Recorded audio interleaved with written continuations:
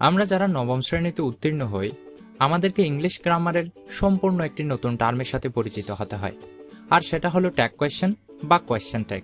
প্রথম দিকে শুনে কিছুটা ভয় লাগলেও এটাই সত্যি যে গ্রামারের অবশিষ্ট 10টি আইটেমের মধ্যে ট্যাগ কোয়েশ্চেনই সবচেয়ে সহজ, যদি ভালো করে বোঝানো যায়। তো আর কথা নয়, আমরা এখন শিখে নিব ট্যাগ কোয়েশ্চেন বা কোয়েশ্চেন ট্যাগ।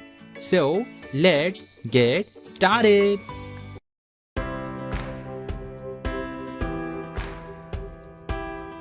আমরা অনেকেই ট্যাগ কোয়েশ্চেনের ব্যবহার কোথায় হয় সে ব্যাপারে তেমন একটা জানি না। যারা ইংলিশের নিয়মিত ব্যবহারকারী কিংবা যারা ইংলিশের নেটিভ ইউজার তারা বাস্তব ক্ষেত্রে অগণিত ট্যাগ কোয়েশ্চেনের ব্যবহার করেন নিজেদের অজান্তেই। এটার প্রমাণ দেখতে চাইলে আপনি ইংলিশ মুভি বা কনভারসেশন দেখতে পারেন, অর্থাৎ স্পোকেন ইংলিশে ট্যাগ কোয়েশ্চেনের ব্যবহার অহরহ। ট্যাগ মানে হলো জুড়ে দেওয়া। একটি বাক্য বলার পর বাক্যে উল্লিখিত বিষয়টির সত্যতা যাচাই বা অতিরিক্ত নিশ্চিত হওয়ার জন্যই মূলত ট্যাগ কোয়েশ্চেন জুড়ে দেওয়া হয়।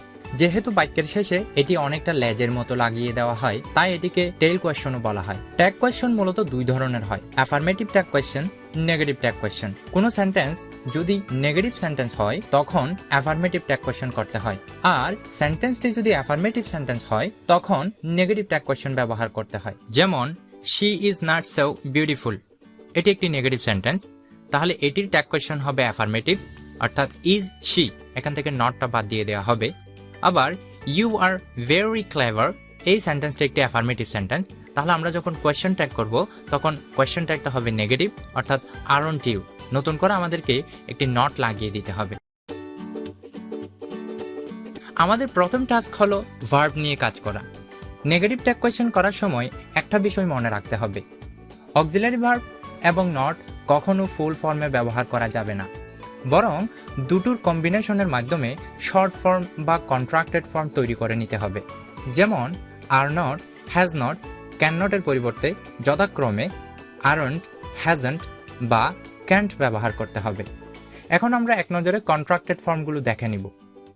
এম নট হয়ে যাবে আরন্ট, ইজ নট হয়ে যাবে ইজন্ট, একইভাবে are not aren't, was not wasn't, were not weren't, have not haven't, has not, hasn't, had not, hadn't, do not, don't, does not, doesn't, did not, didn't, cannot, can't, could not, couldn't, may not, mayn't, might not, mightn't, shall not, shan't, should not, shouldn't, will not, won't, would not, wouldn't, must not, mustn't, need not, needn't, ought not, dare not, daren't।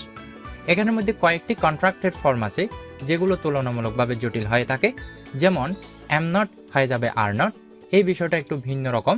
একইভাবে shall not হয়ে যাবে shan't, can not Kant, এই বিষয়গুলো তুলনামূলকভাবে কিছুটা ভিন্ন রকম।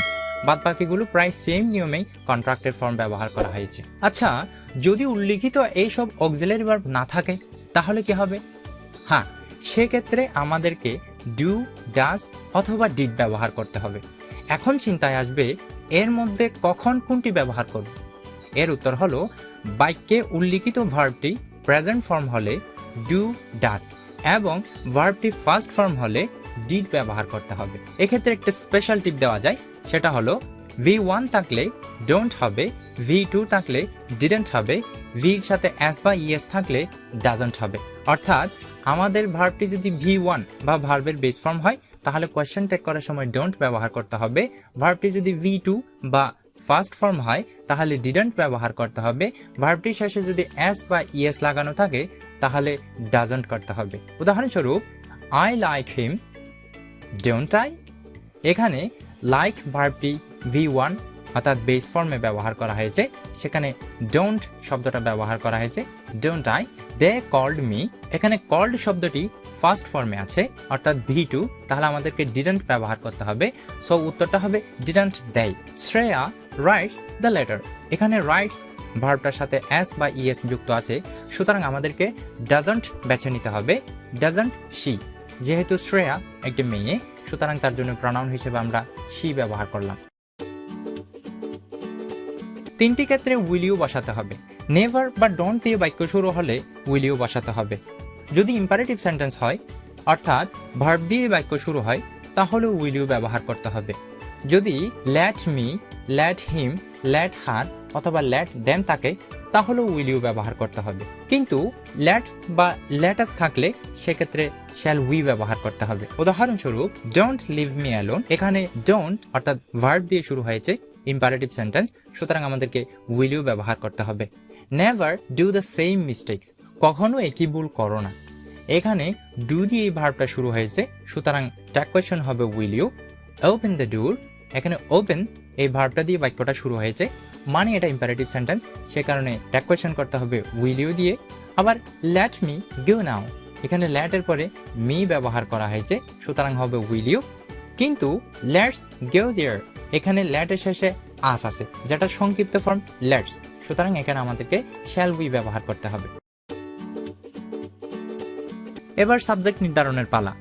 স্ত্রী জাতি, চাঁদ, মাতৃভূমির নাম বা দেশের নাম, এদের জন্য শি ব্যবহার করতে হবে। যেমন Afra does not take sugar in tea, এখানে আফরা স্ত্রী জাতির নাম, সে কারণে আমাদেরকে শি ব্যবহার করতে হবে, ডাজ শি ব্যবহার করা হয়েছে। The moon looks beautiful at night, এখানে দ্য মুন আছে, দ্য মুনের জন্য আমরা সচরাচর শি ব্যবহার করতে পারি, সেই হিসেবে এখানে শি ব্যবহার করা হয়েছে। তবে উল্লেখযোগ্য বিষয় হলো মুনের জন্য আমরা ইট প্রনাউনটাও ব্যবহার করতে পারবো। Bangladesh is a beautiful country, isn't she, এখানে শি ব্যবহার করা হয়েছে বাংলাদেশের জন্য, কারণ বাংলাদেশ একটি দেশের নাম, আর দেশকে আমরা মাতৃভূমি বলে জানি, মাতৃভূমির সাথে আমাদের একটা কোমলতার সম্পর্ক আছে, সে কারণে আমরা দেশের নামের পরিবর্তে শি ব্যবহার করব। পুরুষ জাতি, সূর্য, সৃষ্টিকর্তার নামের জন্য হি হবে। যেমন mister Robin teaches us English, এখানে মিস্টার রবিন ইনি একজন পুরুষ, সেজন্য আমরা হি ব্যবহার করলাম।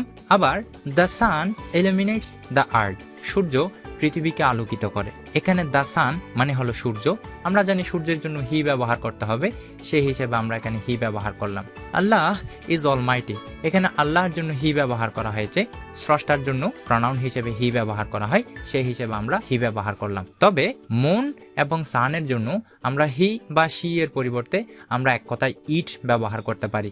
দেশের নামের পরিবর্তেও আমরা ইট ব্যবহার করতে পারি। বস্তুবাচক শব্দ, বিষয়, ইতর প্রাণী, শিশু ইত্যাদির সিঙ্গুলার ফর্মের জন্য ইট হবে। যেমন economics is my favourite subject, এখানে ইকোনমিক্স একটি বিষয়ের নাম, সে কারণে ইকোনমিক্স এর জন্য ইট ব্যবহার করা হবে। আবার ইজ থাকার কারণে এখানে ইজন্ট ব্যবহার করা হয়েছে। দ্য বেবি ইজ ইনোসেন্ট, এখানে দ্য বেবি মানে শিশুটি, আমরা জানি শিশুর জন্য প্রনাউন হিসেবে ইট ব্যবহার করা যাবে, সেই হিসেবে এখানে ইট ব্যবহার করা হলো। আর যেহেতু এখানে অক্সিলিয়ারি ভার্ব হিসেবে ইজ আছে, সে কারণে সেটার নেগেটিভ কন্ট্রাক্টেড ফর্ম ইজন্ট ব্যবহার করা হয়েছে। The summer season is very hot, এখানে দ্য সামার সিজন মানে গ্রীষ্মকাল, গ্রীষ্মকালের জন্য ইট ব্যবহার করা হয়েছে, যেহেতু এখানে ভার্ব হিসেবে ইজ আছে, সুতরাং ইজ এর নেগেটিভ ফর্ম ব্যবহার করা হয়েছে ইজন্ট। আবার যে কোনো ধরনের প্লুরাল ফর্মের জন্যই দেয়া হবে, সেটা ব্যক্তি হোক কিংবা বস্তু হোক। Trees are our best friend, গাছ আমাদের সবচেয়ে ভালো বন্ধু, এখানে ট্রিজ এটা প্লুরাল ওয়ার্ড, সে কারণে ট্রিজ এর জন্য দেয়া ব্যবহার করা হয়েছে। আবার অন্যদিকে আর একটা অক্সিলিয়ারি ভার্ব, সেটার সাথে নেগেটিভ ফর্ম কন্ট্রাক্টেড ফর্ম ব্যবহার করা হয়েছে aren't. People do not like him, মানুষ তাকে পছন্দ করে না। পিপল এটা দ্বারা প্লুরাল কিছুকে বোঝানো হচ্ছে, অনেকগুলো মানুষকে বোঝানো হচ্ছে, সে কারণে এদের জন্য দেয়া ব্যবহার করা হয়েছে। যেহেতু এদিকে ভার্ব হিসেবে ডু নট আছে, সে কারণে এটার অ্যাফার্মেটিভ ফর্ম হিসেবে শুধুমাত্র ডু ব্যবহার করা হয়েছে। Freedom fighters are the real heroes of the country, মুক্তিযোদ্ধারা দেশের আসল হিরো বা বীর, এখানে ফ্রিডম ফাইটার্স প্লুরাল, অনেকগুলো মানুষকেই বোঝানো হচ্ছে, সে কারণে এটার জন্য দেয়া ব্যবহার করা হয়েছে। আবার যেহেতু অক্সিলিয়ারি ভার্ব হিসেবে আর আছে এবং এখানে কোনো নেগেটিভ ফর্ম না থাকায় এটা অ্যাফার্মেটিভ বাক্য, সুতরাং প্রশ্ন করার সময় নেগেটিভ ফর্মে ব্যবহার করা হয়েছে। বডি বা ওয়ান যুক্ত শব্দ সাবজেক্ট হিসেবে ব্যবহৃত হলে তার জন্য প্রনাউন হিসেবে দেয়া ব্যবহার করতে হবে। যেমন everybody, anybody, somebody, nobody, anyone, everyone, someone, no one অথবা নান, এই সব শব্দের জন্য দেয়া ব্যবহার করতে হবে। উদাহরণস্বরূপ no man is happy in this world, আমাদের জন্য সাবজেক্টের জায়গা আছে নো ম্যান, নো ওয়ানের জন্য আমাদেরকে দেয়া ব্যবহার করতে হবে। যেহেতু এই সেন্টেন্সটার শুরুতে নো আছে, সুতরাং বাক্যটা একটা নেগেটিভ বাক্য, সে কারণে এখানে আর ব্যবহার করা হয়েছে, আরন্ট ব্যবহার করা হয়নি। কারো কারো প্রশ্ন আসতে পারে এখানে ইজ হলো না কেন, উত্তর হলো যেহেতু আমাদের প্রনাউন দে ব্যবহার করা হয়েছে সেটার সাথে সামঞ্জস্য রেখে ইজটাকে আর করে দেওয়া হয়েছে। Every mother loves her child, প্রত্যেক মা তার সন্তানকে ভালোবাসেন। এভরি মাদার, প্রত্যেক মা, অর্থাৎ এখানে একজন মাকে বোঝানো হচ্ছে না, সব মাকেই বোঝানো হচ্ছে, সে কারণে এদের জন্য দে ব্যবহার করা হয়েছে। আমরা জানি দের সাথে সামঞ্জস্যপূর্ণ হিসেবে ডোন্ট ব্যবহার করতে হবে, ডাজ ব্যবহার করা যাবে না। সাধারণত ভার্বের শেষে এস বা ইয়েস থাকলে ডাজ ব্যবহার করার কথা, কিন্তু যেহেতু আমাদের এখানে সাবজেক্ট হিসেবে দে পেলাম সে কারণে আমাদেরকে ডু ব্যবহার করতে হয়েছে। নোবডি ডিসলাইকস ফ্লাওয়ার বাক্যটি প্রথমত নেগেটিভ একটি বাক্য। নোবডি, নোবডির মধ্যে নো আছে।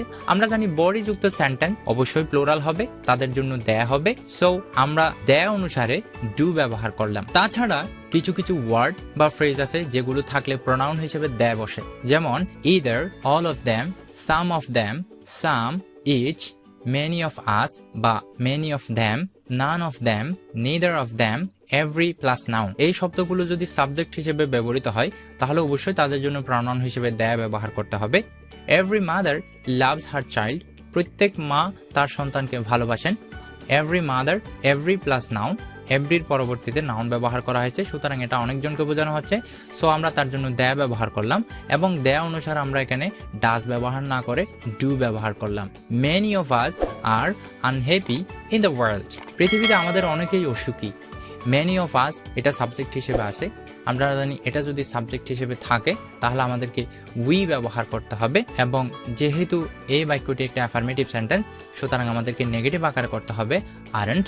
সাম of them are very brilliant, তাদের মধ্যে কিছু সংখ্যক খুবই মেধাবী। এখানে বাক্যটিতে আর আছে অক্সিলারি ভার্ব হিসেবে, সুতরাং ট্যাগ কোয়েশ্চন করার সময় আরন্ট ব্যবহার করতে হবে। আর সাম অফ দেম এর জন্য আমরা জানি দে ব্যবহার করতে হবে। সো টোটাল ট্যাগ কোয়েশ্চনটা হবে আরন্ট দে। আবার আইএনজি যুক্ত শব্দ যদি সাবজেক্ট হয় তাহলে তার জন্য প্রোনাউন হিসেবে ইট ব্যবহার করতে হবে, যেমন nothing, anything, everything, something, walking in the morning, working ইত্যাদি। Walking in the morning is good for health, সকালে হাঁটা স্বাস্থ্যের জন্য ভালো। এই সেন্টেন্সের সাবজেক্ট হলো ওয়াকিং। আমরা জানি আইএনজি যুক্ত শব্দ সাবজেক্টের জায়গায় থাকা মানে হলো এটার জন্য প্রোনাউন হিসেবে আমাদেরকে ইট ব্যবহার করতে হবে। যেহেতু বাক্যটি অ্যাফার্মেটিভ সুতরাং ট্যাগ কোয়েশ্চন করার সময় আমাদেরকে নেগেটিভ আকারে ট্যাগ কোয়েশ্চন করতে হচ্ছে। Something is better than nothing, something ING যুক্ত শব্দ সুতরাং এটার জন্য আমাদেরকে ইট ব্যবহার করতে হলো, এবং এই বাক্যটি অ্যাফার্মেটিভ হওয়ার কারণে আমরা এটিকে নেগেটিভ আকারে ট্যাগ কোয়েশ্চন করলাম। Everything is fair in love and in war, ভালোবাসা এবং যুদ্ধের ক্ষেত্রে সব কিছুই সঠিক। এই ক্ষেত্রে এভরিথিং আইএনজি যুক্ত শব্দ, সে কারণে আমাদেরকে ইট শব্দটা ব্যবহার করতে হলো, এবং যেহেতু সেন্টেন্সটি অ্যাফার্মেটিভ সেন্টেন্স সে কারণে আমাদেরকে ইজন্ট হিসেবে নেগেটিভ করতে হলো। কিছু কিছু বাক্য আছে যেগুলো অটোমেটিক্যালি নেগেটিভ হয়ে থাকে, কারণ ওখানের মধ্যে কিছু শব্দ থাকে যেগুলো নেতিবাচক অর্থ প্রদান করে।